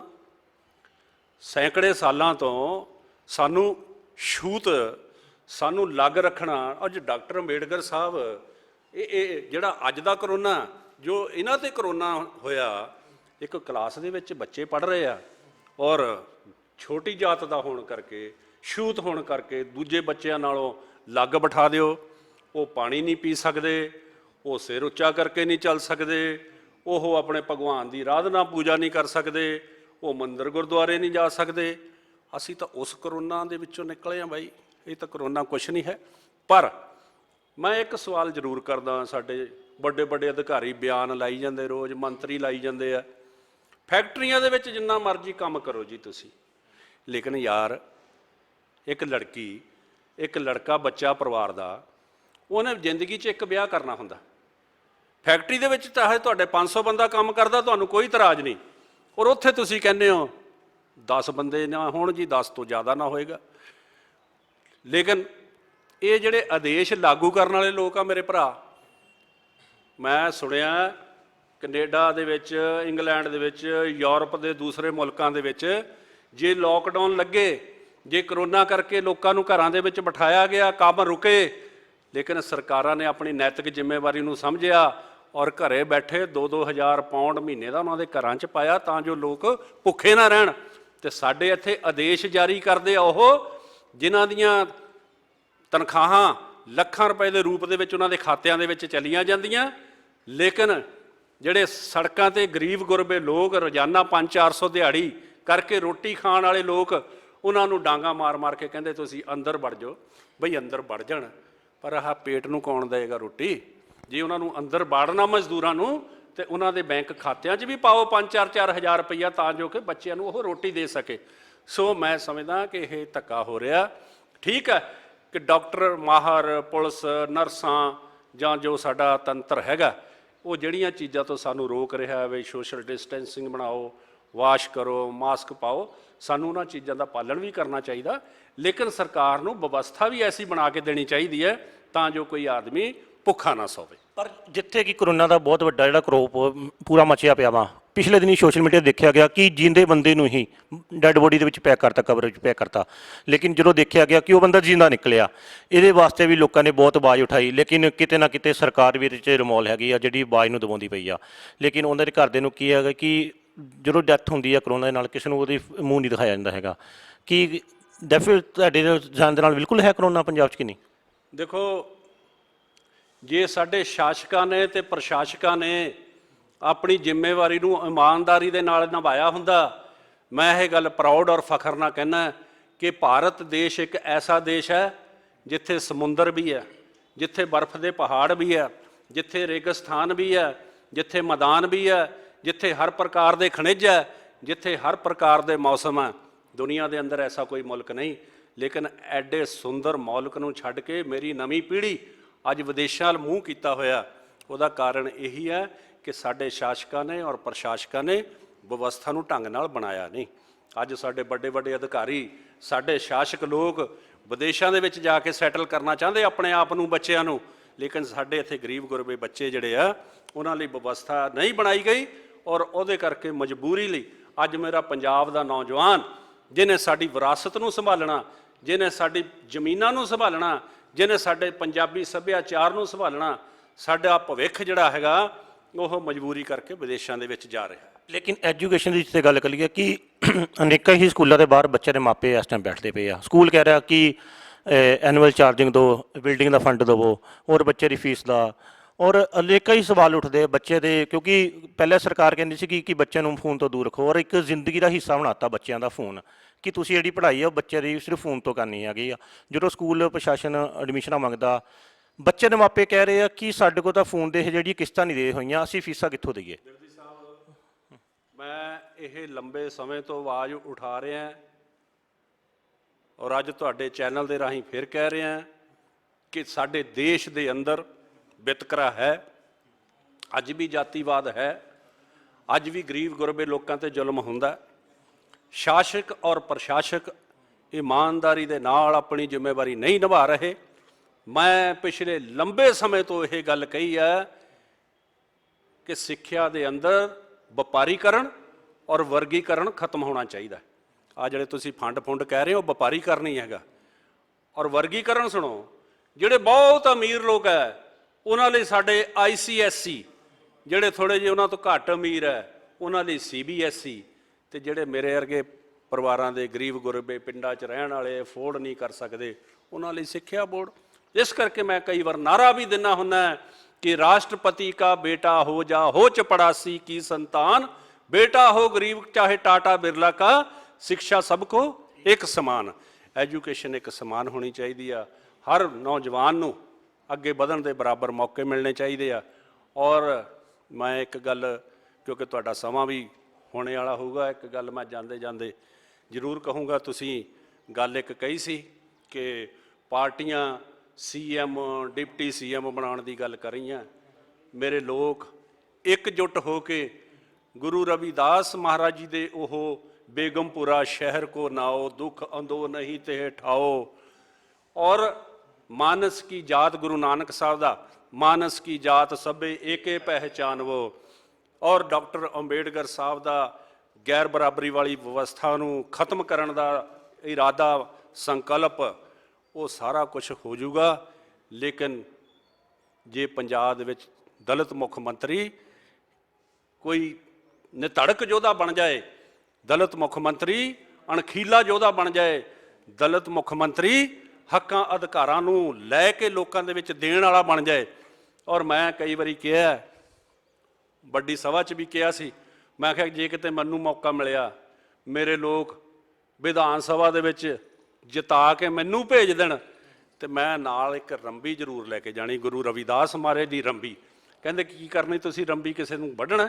मैं आखिया नहीं, वढणा नहीं उस रंबी दे नाल किसे नूं, उस रंबी दे नाल जिथे डॉक्टर अंबेडकर साहब दा पवित्र ग्रंथ भारत दा संविधान पिया, जिथे संविधान पिया होवे, जिस मंदिर दे अंदर विधान सभा और लोक सभा दे अंदर ਔਰ ਉੱਥੇ ਬਹਿਣ ਵਾਲੇ ਲੋਕਾਂ ਦੇ ਮਨਾਂ ਦੇ ਅੰਦਰ ਛੋਟੀ ਵਰਗ ਦੇ ਲੋਕਾਂ ਲਈ ਨਫ਼ਰਤ ਹੋਵੇ, ਜਿੱਥੇ ਨਿਆਂ ਦੇ ਵਿੱਚ ਪਰਿਵਰਤਨ ਨਾ ਹੋਵੇ, ਜਿੱਥੇ ਹੱਕਾਂ ਅਧਿਕਾਰਾਂ ਨੂੰ ਨਜ਼ਰ ਅੰਦਾਜ਼ ਕੀਤਾ ਹੋਵੇ, ਉਹ ਮੈਂ ਕਿਹਾ ਜਿਹੜੀ ਉਹਨਾਂ ਮੰਦਰਾਂ ਦੇ ਅੰਦਰ, ਉਹਨਾਂ ਦਿਲਾਂ ਦੇ ਅੰਦਰ ਕਾਈ ਜੰਮੀ ਹੋਈ ਹੈ, ਉਸ ਕਾਈ ਨੂੰ ਇਸ ਰੰਬੀ ਦੇ ਨਾਲ ਸਾਫ਼ ਕਰਨਾ। ਔਰ ਉਸ ਤੋਂ ਬਾਅਦ ਪੰਜਾਬ ਦੇ ਅੰਦਰ ਐਸੇ ਸਮਾਜ ਦੀ, ਐਸੇ ਪੰਜਾਬ ਦੀ ਸਿਰਜਣਾ ਕਰਨੀ ਹੈ ਜਿਸ ਪੰਜਾਬ ਦੀ ਕਲਪਨਾ, ਜਿਸ ਦੇਸ਼ ਦੀ ਕਲਪਨਾ, ਜਿਸ ਵਿਵਸਥਾ ਦੀ ਕਲਪਨਾ ਸਾਡੇ ਮਹਾਨ ਗੁਰੂਆਂ ਨੇ ਕੀਤੀ ਔਰ ਡਾਕਟਰ ਅੰਬੇਡਕਰ ਸਾਹਿਬ ਨੇ ਕੀਤੀ ਸੀ। ਔਰ ਜਿੱਥੇ ਕਿ ਇੱਕ ਬਹੁਤ ਅਹਿਮ ਸਵਾਲ, ਪੂਰੇ ਲੁਧਿਆਣੇ ਦੇ ਵਿੱਚੋਂ ਵੀ ਅਨੇਕਾਂ ਹੀ ਧਾਰਮਿਕ ਸਥਾਨ ਬਣੇ ਹੋਏ ਆ, ਔਰ ਅੱਜ ਬਾਬਾ ਸਾਹਿਬ ਦੇ ਨਾਂ ਦਾ ਵੀ ਤੁਸੀਂ ਇੱਕ ਇਤਿਹਾਸ ਬਣਾਤਾ ਹੈ, ਇਤਿਹਾਸ ਹੀ ਕਹਿ ਸਕਦੇ ਕਿਉਂਕਿ ਬਹੁਤ ਆਲੀਸ਼ਾਨ ਇਹ ਬਣਾ ਦਿੱਤਾ ਵਾ ਭਵਨ। ਜਿੱਥੇ ਮੈਡੀਕਲ ਦੀ ਸੁਵਿਧਾ ਦੀ ਗੱਲ ਕੀਤੀ ਹੈ, ਜਾਂ ਇੱਕ ਮਾਰਗ ਹੈਗਾ ਜਿਹੜੀ ਲੁਧਿਆਣੇ ਦੀ ਧਰਤੀ ਤੋਂ ਸ਼੍ਰੀ ਖੁਲਾਲਗੜ੍ਹ ਸਾਹਿਬ ਨੂੰ ਬਹੁਤ ਇਤਿਹਾਸਿਕ ਯਾਤਰਾ ਸਤਿਗੁਰੂ ਦਾਸਮਨ ਨਾਲ ਦੀ ਜਾਂਦੀ ਆ, ਔਰ ਬਹੁਤ ਖਸਤਾ ਹਾਲਤ ਆ ਅਸੀਂ ਦੇਖਿਆ ਵੀ ਆ ਹੈ ਰਾਹੋਂ ਰੋਡ ਦੀ। ਆਉਣ ਵਾਲੇ ਟਾਈਮ ਦੇ ਵਿੱਚ, ਕਿਉਂਕਿ ਤੁਸੀਂ ਮੌਜੂਦਾ ਇਸ ਟਾਈਮ ਕਾਂਗਰਸ ਦੇ ਵਿੱਚ ਵੀ ਆਪਣਾ ਵਰਕ ਕਰਦੇ ਪਏ ਆ, ਤੇ ਤੁਸੀਂ ਆਉਣ ਵਾਲੇ ਟਾਈਮ 'ਚ ਆਪਣੀ ਸਰਕਾਰ ਦੇ ਪ੍ਰਤੀ ਜਾਂ ਆਪਣੀ ਨੈਤਿਕ ਜ਼ਿੰਮੇਵਾਰੀ ਨੂੰ ਸਮਝਦੇ ਹੋਏ ਗੁਰੂ ਰਵਿਦਾਸ ਮਹਾਰਾਜ ਦੀ ਜਿਹੜੀ ਗੁਰੂ ਘਰ ਨੂੰ ਸੜਕ ਜਾਂਦੀ ਹੈ ਉਹਦੇ ਵਾਸਤੇ ਉਪਰਾਲਾ ਕੀ? ਸਮਝ ਗਿਆ ਮੈਂ। ਉਦਣ ਵੀ ਹਜ਼ਾਰਾਂ ਲੋਕ ਸੀ, ਅੱਜ ਤੁਹਾਡੇ ਚੈਨਲ ਦੇ ਮਾਧਿਅਮ ਨਾਲ ਕਹਿ ਰਿਹਾ, ਮੈਨੂੰ ਪਾਰਟੀ, ਮੈਂ ਬਹੁਜਨ ਸਮਾਜ ਪਾਰਟੀ 'ਚ ਵੀ ਰਿਹਾ ਮਿੱਤਰੋ, 2 ਵਾਰ MLA ਦਾ ਇਲੈਕਸ਼ਨ ਲੜਿਆ। ਉਸ ਤੋਂ ਪਹਿਲਾਂ ਮੈਂ ਰਾਮ ਵਿਲਾਸ ਪਾਸਵਾਨ ਦੇ ਨਾਲ, ਜੋ ਅੱਜ ਦੁਨੀਆ 'ਚ ਨਹੀਂ ਰਿਹਾ, ਉਹਦੇ ਨਾਲ ਵੀ ਮੈਂ ਸਮਾਂ ਲਾਇਆ। ਔਰ ਮੈਨੂੰ ਪ੍ਰਾਊਡ ਆ, ਮਾਣ ਹੈ ਕਿ ਉਸ ਸਮੇਂ ਉਹ ਸੰਚਾਰ ਮੰਤਰੀ ਹੁੰਦੇ ਸੀ ਔਰ ਲੁਧਿਆਣੇ ਦੀ ਆਹ ਦਾਣਾ ਮੰਡੀ ਦੇ ਵਿੱਚ ਅਸੀਂ ਰੈਲੀ ਕੀਤੀ ਸੀ। ਉਸ ਰੈਲੀ ਦੇ ਵਿੱਚ ਅਸੀਂ ਸ਼੍ਰੀ ਗੁਰੂ ਰਵਿਦਾਸ ਮਹਾਰਾਜ ਦੇ ਨਾਂ 'ਤੇ ਡਾਕ ਟਿਕਟ ਜਾਰੀ ਕੀਤਾ ਸੀ। ਪਰ ਮੈਂ 14 ਅਪ੍ਰੈਲ ਨੂੰ ਇਹ ਗੱਲ ਹਜ਼ਾਰਾਂ ਲੋਕਾਂ ਦੇ ਵਿੱਚ ਬੜੇ ਜ਼ੋਰ ਨਾਲ ਕਹੀ ਸੀ, ਔਰ ਅੱਜ ਤੁਹਾਡੇ ਚੈਨਲ 'ਤੇ ਵੀ ਕਹਿ ਰਿਹਾ ਕਿ ਮੈਨੂੰ ਪਾਰਟੀਆਂ ਪੂਰਟੀਆਂ ਤਾਂ ਬਾਅਦ ਦੀ ਗੱਲ ਹੈ, ਮੈਂ ਤਾਂ ਆਪਣੇ ਕੌਮ, ਆਪਣੇ ਸਮਾਜ, ਆਪਣੇ ਨੌਜਵਾਨਾਂ ਲਈ ਲੜਨਾ ਹੈ। ਔਰ ਤੁਸੀਂ ਆਹ ਰੋਡ ਦੀ ਗੱਲ ਕੀਤੀ ਹੈ, ਮੈਂ ਸਰਕਾਰ ਨੂੰ ਕਿਹਾ ਹੋਇਆ ਕਿ ਜਿਹੜੀ ਸ਼੍ਰੀ ਗੁਰੂ ਰਵਿਦਾਸ ਮੰਦਿਰ ਬਸਤੀ ਜੋਧੇਵਾਲ, ਸ਼੍ਰੀ ਗੁਰੂ ਰਵਿਦਾਸ ਚੌਂਕ ਤੋਂ ਲੈ ਕੇ ਸ਼੍ਰੀ ਖੁਰਾਲਗੜ੍ਹ ਸਾਹਿਬ ਨੂੰ ਰੋਡ ਜਾਂਦੀ ਹੈ, ਜਿਹਨੂੰ ਰਾਹੋਂ ਰੋਡ ਕਹਿੰਦੇ ਆ, ਬਹੁਤ ਸਾਰੇ ਮਹਾਨ ਰਹਿਬਰਾਂ ਦੇ ਨਾਂ 'ਤੇ, ਹੋਨਾਂ 'ਤੇ ਵੀ ਰੋਡਾਂ ਦੇ ਨਾਂ ਰੱਖੇ ਹੋਏ ਆ, ਤੇ ਇਸ ਰੋਡ ਦਾ ਨਾਂ ਵੀ ਸ਼੍ਰੀ ਗੁਰੂ ਰਵਿਦਾਸ ਮਾਰਗ ਰੱਖਿਆ ਜਾਵੇ। ਉਹਦੇ ਨਾਲ ਹੀ ਆਹ ਸੱਜੇ ਪਾਸੇ ਲੈਂਡ ਖਾਲੀ ਪਈ ਹੈ, ਇੱਥੇ ਡਾਕਟਰ BR ਅੰਬੇਡਕਰ ਸਿਵਲ ਹਸਪਤਾਲ, ਉਹਦੀ ਵੀ ਜ਼ਰੂਰਤ ਹੈ, ਕਿਉਂਕਿ ਇੱਕੋ ਹੀ ਸਿਵਲ ਹਸਪਤਾਲ ਬਣਿਆ ਸੀ ਔਰ ਅੱਜ ਬਹੁਤ ਜ਼ਿਆਦਾ ਆਬਾਦੀ ਹੋ ਗਈ, ਅੱਜ ਨਵੇਂ ਸਿਵਲ ਹਸਪਤਾਲ ਦੀ ਲੋੜ ਹੈ। ਇਸੇ ਤਰ੍ਹਾਂ ਅਸੀਂ ਗੌਰਮੈਂਟ ਕਾਲਜ ਦੂਜਾ ਬਣਵਾਇਆ ਚੰਡੀਗੜ੍ਹ ਰੋਡ ਤੇ, ਇੱਥੇ ਸਿਵਲ ਹਸਪਤਾਲ ਬਣਾਉਣਾ। ਔਰ ਸਭ ਤੋਂ ਵੱਡੀ ਗੱਲ, ਸਰਕਾਰ ਨੇ ਇਲੈਕਸ਼ਨਾਂ ਦੇ ਸਮੇਂ ਮੇਰੇ ਲੋਕਾਂ ਨਾਲ ਇਹ ਵਾਅਦਾ ਕੀਤਾ ਸੀ ਕਿ ਡਾਕਟਰ BR ਅੰਬੇਡਕਰ ਸਿਵਲ ਹਸਪਤਾਲ ਵੀ ਬਣੇਗਾ, ਲੁਧਿਆਣੇ ਸ਼ਹਿਰ ਦੇ ਵਿੱਚ ਸ਼੍ਰੀ ਗੁਰੂ ਰਵਿਦਾਸ ਮਹਾਰਾਜ ਦੇ ਨਾਂ 'ਤੇ ਯਾਦਗਾਰ ਵੀ ਬਣੇਗੀ ਔਰ ਸੜਕ ਦਾ ਨਾਂ ਵੀ ਰੱਖਾਂਗੇ। ਔਰ ਸਭ ਤੋਂ ਵੱਡੀ ਗੱਲ ਕਿ ਮੇਰੇ ਨੌਜਵਾਨਾਂ ਵਾਸਤੇ, SC ST ਵਰਗ ਲੜਕੀਆਂ ਵਾਸਤੇ ਹਰ ਸਰਕਾਰੀ ਕਾਰੋਬਾਰ ਦੇ ਵਿੱਚ 25% ਜਿਹੜੀ ਹੈਗੀ ਆ ਹਿੱਸੇਦਾਰੀ ਰੱਖਣਾ। ਇਹ 4 ਮੇਰੇ ਮਿੱਤਰ ਵਿਰਦੀ ਸਾਹਿਬ, ਇਹ 4 ਇਸ਼ੂ ਨੂੰ ਲੈ ਕੇ 1 ਜੂਨ ਤੋਂ ਮੈਂ ਆਪਣੇ ਹਜ਼ਾਰਾਂ ਸਮਰਥਕਾਂ ਦੇ ਨਾਲ ਅੰਬੇਦਕਰ ਚੌਂਕ ਜਲੰਧਰ ਬਾਈਪਾਸ ਤੇ ਅਣਮਿੱਥੇ ਸਮੇਂ ਲਈ ਅੰਦੋਲਨ ਸ਼ੁਰੂ ਕਰਨ ਜਾ ਰਹੇ ਹਾਂ, ਕਿਉਂਕਿ ਸਾਡੇ ਰਹਿਬਰ ਕਹਿੰਦੇ ਸੀ ਕਿ ਜਿਸ ਗੱਲ ਨੂੰ ਤੁਸੀਂ ਗੱਲ ਕਾਂਗਰਸ ਦੀ ਕੀਤੀ ਹੈ ਜਾਂ ਹੋਰ, ਮੈਨੂੰ ਕੁਛ ਨਹੀਂ ਲੈਣਾ। ਮੈਂ ਲੋਕਾਂ ਨੂੰ ਉਦਣ ਕਿਹਾ ਕਿ ਤੁਸੀਂ ਮੇਰੀ ਪਿੱਠ ਤੇ ਹੱਥ ਰੱਖਿਓ, ਮੈਂ ਕਿਸੇ ਦੀ ਪਰਵਾਹ ਨਹੀਂ ਕਰਦਾ। 1 ਜੂਨ ਨੂੰ ਲੈ ਕੇ ਮੈਂ ਸੜਕਾਂ ਤੇ ਆ ਰਿਹਾ ਔਰ ਹਰ ਹਾਲਤ ਦੇ ਵਿੱਚ ਆਪਣੇ ਰਹਿਬਰਾਂ ਦੇ ਸਰਕਾਰ ਹਿੱਤ ਬਣਨ ਵਾਲੀਆਂ ਇਹ ਯਾਦਗਾਰਾਂ ਨੂੰ ਬਣਾ ਕੇ ਛੱਡਾਂਗੇ ਔਰ ਆਪਣੇ ਨੌਜਵਾਨਾਂ ਨੂੰ ਹਿੱਸੇਦਾਰੀ ਲੈ ਕੇ ਛੱਡਾਂਗੇ। ਪਰ ਰਮਨ ਜੀ, ਲਾਲੀ ਜੀ, ਇੱਕ ਬਹੁਤ ਜਿਹੜਾ ਅਹਿਮ ਸਵਾਲ, ਜਿਹੜਾ ਜੇ ਤੁਸੀਂ ਬਾਬਾ ਸਾਹਿਬ ਨਾਂ 'ਤੇ ਐਡਾ ਵੱਡਾ ਜਿਹੜਾ ਕਾਰਜ ਕੀਤਾ ਵਾ, ਔਰ ਮੈਂ ਇਹ ਨਹੀਂ ਕਹਿ ਸਕਦਾ ਵੀ ਇਕੱਲਾ ਰਮਨਜੀਤ ਲਾਲੀ ਜੀ ਨੇ ਕੀਤਾ, ਤੁਹਾਡੀ ਪੂਰੀ ਟੀਮ ਨੇ ਔਰ ਲੁਧਿਆਣੇ ਦੀ ਜਿਹੜੇ ਪੂਰੇ ਬਹੁਜਨ ਸਮਾਜ ਨੇ ਔਰ ਅਲੱਗ-ਅਲੱਗ ਜਿਹੜੀਆਂ ਜਥੇਬੰਦੀਆਂ ਨੇ, ਤੁਸੀਂ ਬਹੁਤ ਵੱਡਾ ਇੱਕ ਕਾਰਜ ਕੀਤਾ ਵਾ। ਔਰ ਜਿੱਥੇ ਇੱਕ ਦੇਖਿਆ ਹੀ ਆ ਕਿ ਸਾਡੀਆਂ ਭੈਣਾਂ ਦੇ, ਸਾਡੀਆਂ ਧੀਆਂ ਦੇ ਦਿਲਾਂ 'ਚ ਚਾਅ ਹੁੰਦਾ ਕਿ ਸਾਡਾ ਵੀ ਵਿਆਹ ਇੱਕ ਵਧੀਆ ਆਲੀਸ਼ਾਨ ਪੈਲੇਸ ਵਿੱਚ ਹੋਵੇ, ਔਰ ਤੁਸੀਂ ਜਿਹੜਾ ਇੱਕ ਇਹ ਵੀ ਬਹੁਤ ਵੱਡਾ ਇੱਕ ਆਲੀਸ਼ਾਨ ਪੈਲੇਸ ਹੀ ਬਣਾਤਾ, ਬਾਬਾ ਸਾਹਿਬ ਨਾਂ ਦਾ ਭਵਨ ਬਣਾਤਾ ਔਰ ਇੱਕ ਅਜੂਬਾ ਕਹਿ ਸਕਦੇ, ਇੱਕ ਖਿੱਚਦਾ ਕੇਂਦਰ ਕਹਿ ਸਕਦੇ ਆ। ਆਉਣ ਵਾਲੇ ਟਾਈਮ ਦੇ ਵਿੱਚ ਜੇ ਸਾਡੀਆਂ ਧੀਆਂ, ਜੇ ਘਰਾਂ ਦੇ ਹਾਲਾਤ ਵੀ ਤੁਹਾਨੂੰ ਕਿਹੜਾ ਪਤਾ ਹੀ ਆ, ਕਿਉਂਕਿ ਕਰੋਨਾ ਦੀ ਮਹਾਮਾਰੀ ਪੂਰਾ ਦੇਸ਼ ਚੱਲ ਰਿਹਾ ਵਾ, ਅੱਜ ਦੇ ਟਾਈਮ ਦੇ ਵਿੱਚ ਜੇ ਤੁਹਾਡੇ ਕੋਲ ਕੋਈ ਇੱਦਾਂ ਦਾ ਵੀ ਪਰਿਵਾਰ ਆ ਜਾਂਦਾ ਵਾ, ਤੁਸੀਂ ਇਹਦੀ ਕਿੰਨੀ ਕਾਸਟ ਰੱਖੀ ਆ, ਔਰ ਜਿਹੜਾ ਬੰਦਾ ਨਹੀਂ ਪੇਡ ਕਰ ਸਕਦਾ ਹੈਗਾ ਉਹਦੇ ਵਾਸਤੇ ਤੁਸੀਂ ਕੀ ਸੋਚਿਆ ਵਾ? ਬਿਲਕੁਲ ਸਹੀ ਕਿਹਾ ਬਿਰਦੀ ਸਾਹਿਬ ਤੁਸੀਂ। ਦੇਖੋ, ਸੈਨਾਪਤੀ ਮਜ਼ਬੂਤ ਹੋਵੇ ਤੇ ਸੈਨਾ ਦਾ ਜਿਹੜਾ ਮਨੋਬਲ ਆ ਉੱਚਾ ਰਹਿੰਦਾ। ਇਹ ਸਾਰੀ ਮੂਵਮੈਂਟ ਦਾ ਮੈਂ ਸੈਨਾਪਤੀ ਸੀ। ਮੇਰੇ ਬਹੁਤ ਸਾਰੇ ਸਹਿਯੋਗੀ, ਇਸ ਇਲਾਕੇ ਦੇ ਕੌਂਸਲਰ, ਸ਼ਹਿਰ ਦੇ ਬਹੁਤ ਸਾਰੇ ਸਾਡੇ ਸਮਾਜਿਕ ਆਗੂ, ਸਾਰਿਆਂ ਨੇ ਰਲ ਮਿਲ ਕੇ ਉਪਰਾਲਾ ਕੀਤਾ। ਔਰ ਹਜੇ ਜਦੋਂ ਕਿ ਇਹ ਬਿਰਦੀ ਸਾਹਿਬ ਮੁਕੰਮਲ ਨਹੀਂ ਹੈ, ਤਾਂ ਮੈਂ ਜਦੋਂ ਮਨਾ ਕੀਤਾ 2-3-4 ਮਹੀਨੇ ਪਹਿਲਾਂ ਸ਼ੁਰੂਆਤ ਜਦੋਂ ਹੋਈ, ਤਾਂ ਮੈਂ ਮਨਾ ਕਰ ਦੇਣਾ ਜੀ ਮੁਕੰਮਲ ਨਹੀਂ ਹੈ, ਮੁਕੰਮਲ ਹੋ ਜਾਏ ਫਿਰ ਆਪਾਂ ਵਿਆਹ ਸ਼ਾਦੀ ਵਗੈਰਾ ਦਾ ਰੱਖਾਂਗੇ, ਸ਼ੁਰੂ ਕਰਾਂਗੇ। ਲੇਕਿਨ 1-2 ਲੜਕੀਆਂ ਖੁਦ ਆ ਗਈਆਂ ਚੱਲ ਕੇ, ਤੇ ਅੰਕਲ ਜੀ ਬ੍ਰਦਰ ਵੀ ਮੈਂ ਜ਼ਰੂਰ ਕਰਨਾ। ਮੈਂ ਕਿਹਾ ਬੇਟਾ ਹਜੇ ਤਿਆਰ ਨਹੀਂ ਹੈ। ਤਾਂ ਉਹਨਾਂ ਦੀ ਉਹ ਭਾਵਕ ਟਿੱਪਣੀ ਨੇ ਮੈਨੂੰ ਚੇਂਜ ਕੀਤਾ, ਜਿਹਦੇ 'ਚ ਉਹਨੇ ਮੈਨੂੰ ਕਹਿਣਾ, ਲੜਕੀ ਨੇ, ਅੰਕਲ ਬੇਸ਼ੱਕ ਇਹ ਮੁਕੰਮਲ ਨਹੀਂ ਹੈ, ਮੇਰੇ ਮੰਮੀ ਡੈਡੀ ਅਸੀਂ ਟੈਂਟ ਵਾਲੇ ਨੂੰ ਕਹਿ ਕੇ ਪਰਦੇ ਲਾ ਕੇ ਚੁੰਨੀ ਲਾ ਕੇ ਵਧੀਆ ਬਣਾ ਲਾਂਗੇ, ਲੇਕਿਨ ਮੈਂ ਵਿਆਹ ਇੱਥੇ ਹੀ ਕਰਨਾ। ਮੈਂ ਕਿਹਾ ਕਿਉਂ? ਕਹਿੰਦੀ ਜਦੋਂ 10 ਸਾਲ 20 ਸਾਲ 30 ਸਾਲ ਬਾਅਦ ਮੈਂ ਆਪਣੇ ਵਿਆਹ ਦੀ ਐਲਬਮ ਦੇਖਿਆ ਕਰੂੰਗੀ, ਵੀਡੀਓ ਦੇਖਿਆ ਕਰੂੰਗੀ, ਤੇ ਮੇਰਾ ਪ੍ਰਾਊਡ ਦੇ ਨਾਲ ਸਿਰ ਉੱਚਾ ਹੋਇਆ ਕਰੂਗਾ ਕਿਸੇ ਸਮੇਂ ਮੇਰਾ ਵਿਆਹ ਜਿਹੜਾ ਡਾਕਟਰ ਅੰਬੇਡਕਰ ਭਵਨ 'ਚ ਹੋਇਆ ਸੀ। ਸੋ ਅਸੀਂ ਲੌ ਕਰ ਦਿੱਤਾ। ਦੇਖੋ ਦੇਖੀ, ਜਿੱਥੋਂ ਤੱਕ ਤੁਸੀਂ ਕਿਹਾ ਕੀ ਚਾਰਜ ਕਰਦੇ ਹੋ, ਪਹਿਲਾਂ ਤਾਂ ਕਈਆਂ ਨੇ ਕੁਛ ਦਿੱਤਾ ਹੀ ਨਹੀਂ, ਫਿਰ ਅਸੀਂ 3000 ਰੁਪਇਆ ਲੈਣ ਲੱਗ ਪਏ, ਫਿਰ ਕੁਛ ਨੇ ਕੋਈ ਕੁਰਸੀਆਂ ਵਗੈਰਾ ਦੇਤੀਆਂ, ਫਿਰ ਅਸੀਂ ਇੱਥੇ ਇੱਕ ਸਟਾਫ ਰੱਖਿਆ ਜਿਹਦਾ ਤਕਰੀਬਨ ਸਾਨੂੰ 3000 ਖਰਚਾ ਪੈਂਦਾ, ਤਾਂ ਅਸੀਂ ਫਿਰ 5100 ਰੁਪਏ, ਅੱਜ ਦੀ ਡੇਟ 'ਚ 7100 ਰੁਪਈਆ, ਲੇਕਿਨ ਉਹਦੇ 'ਚ ਬਹੁਤ ਸਾਰੀਆਂ ਸੁਵਿਧਾਵਾਂ ਦਿੰਦੇ ਹਾਂ। ਜਦੋਂ ਮੁਕੰਮਲ ਹੋ ਜਾਏਗਾ ਸਾਰਾ ਮਾਪਦੰਡ ਜਿਹਾ ਜੋ ਵੀ ਹੈ, ਫੀਸ ਵਗੈਰਾ ਬੜੀ ਨੋਮੀਨਲ ਜਿਹਾ, ਕਿਉਂਕਿ ਸਾਰੀ ਬਿਲਡਿੰਗ ਜਿਹੜੀ ਹੈ ਇਹ ਸੈਂਟਰਲ ਏਸੀ ਹੈ। ਔਰ ਜਿੱਥੋਂ ਤੱਕ ਤੁਸੀਂ ਲੜਕੀਆਂ ਦੀ ਮਦਦ ਦੀ ਗੱਲ ਕੀਤੀ ਹੈ, ਮੈਂ ਇਹ ਗੱਲ ਕਹਿਣੀ ਚਾਹੁੰਦਾ, NRI ਲੋਕ ਜੇ ਦੇਖ ਰਹੇ ਹੋਣ, ਮੇਰੀ ਗੱਲ ਨੂੰ ਸੁਣ ਰਹੇ ਹੋਣ, ਤੁਸੀਂ ਸਾਡਾ ਆਰਥਿਕ ਸਹਿਯੋਗ ਵੀ ਕਰਿਆ ਕਰੋ, ਕਿਉਂਕਿ ਆਉਣ ਵਾਲੇ ਸਮੇਂ 'ਚ ਸਾਡੀ ਇਸ ਭਵਨ ਤੋਂ ਇਹ ਵੀ ਇੱਕ ਮੂਵਮੈਂਟ ਚੱਲੇਗੀ ਕਿ ਜਿਹੜਾ ਵਾਕਈ ਪਰਿਵਾਰ ਅਤੀ ਗਰੀਬ ਹੈ, ਬਿਲਕੁਲ ਵੀ 2 ਵਕਤ ਦੀ ਰੋਟੀ ਤੋਂ ਮੁਹਤਾਜ ਆ, ਵਿਆਹ ਕਰਨਾ ਤਾਂ ਦੂਰ ਦੀ ਗੱਲ। ਤਾਂ ਮੈਂ 14 ਅਪ੍ਰੈਲ ਵੱਡੇ ਇਕੱਠ ਦੇ ਵਿੱਚ ਇਹ ਵੀ ਐਲਾਨ ਕੀਤਾ ਸੀ ਕਿ ਜਿਹੜਾ ਪਰਿਵਾਰ ਅਜਿਹਾ ਹੈ ਉਹ ਇੱਥੇ ਆਵੇ, ਸੰਪਰਕ ਕਰੇ, ਆਪਣੀ ਲੜਕੀ ਨੂੰ 3 ਕੱਪੜਿਆਂ ਦੇ ਨਾਲ ਲੈ ਆਵੇ, ਉਹਨਾਂ ਦੀ ਬਰਾਤ ਛੋਟੀ, ਉਹਨਾਂ ਦਾ ਪਰਿਵਾਰ ਦਾ ਜਿੰਨਾ ਵੀ ਇਕੱਠ ਹੋਏਗਾ, ਉਹਨਾਂ ਦੀ ਰੋਟੀ ਦਾ ਪ੍ਰਬੰਧ ਵੀ ਅਸੀਂ ਇੱਥੋਂ ਹੀ ਕਰਾਂਗੇ, ਔਰ ਉਹਨੂੰ ਜ਼ਰੂਰਤਮੰਦ ਜਿੰਨਾ ਕੁ ਉਹਨੂੰ ਸਮਾਨ ਚਾਹੀਦਾ, ਜਿਹਨੂੰ ਅੱਜ ਆਪਾਂ ਕਹਿ ਦਿੰਦੇ ਘਰ 'ਚ ਵਰਤਣ ਵਾਲਾ, ਹਾਂ, ਉਹ ਵੀ ਲੜਕੀ ਨੂੰ ਇੱਥੋਂ ਦਿਆਂਗੇ। ਸੋ ਉਹ ਸਾਡਾ ਅਸੀਂ ਉਹ ਸ਼ੁਰੂ ਕਰਨ ਜਾ ਰਹੇ ਹਾਂ, ਉਹਦੇ 'ਚ ਤੁਹਾਡੇ ਸਾਰਿਆਂ ਦੇ ਸਹਿਯੋਗ ਦੀ ਲੋੜ ਹੈ। ਔਰ ਇੱਕ ਮੈਂ ਆਖਰੀ ਅਪੀਲ ਕਰਨਾ ਚਾਹੁੰਦਾ ਤੁਹਾਡੇ ਚੈਨਲ ਦੇ ਮਾਧਿਅਮ ਰਾਹੀਂ, ਮਿੱਤਰੋ, ਜਦੋਂ ਆਪਾਂ ਨੇ ਇਹ ਐਲਾਨ ਕਰ ਦਿੱਤਾ ਕਿ ਦੁਨੀਆ ਦੀ ਸਭ ਤੋਂ ਪਹਿਲੀ ਆਦਮਕਦ ਬਾਬਾ ਸਾਹਿਬ ਦੀ ਪ੍ਰਤਿਮਾ ਲੁਧਿਆਣੇ ਦੇ ਇਸ ਪੰਜਾਬ ਦੇ ਸਭ ਤੋਂ ਵੱਡੇ ਅੰਬੇਦਕਰ ਭਵਨ 'ਚ ਸਥਾਪਿਤ ਕਰਾਂਗੇ, ਤਾਂ ਉਹ ਹਰ ਹਾਲਤ 'ਚ ਕਰਾਂਗੇ, ਮੁਕੰਮਲ ਹੋਣ 'ਤੇ ਕਰਾਂਗੇ।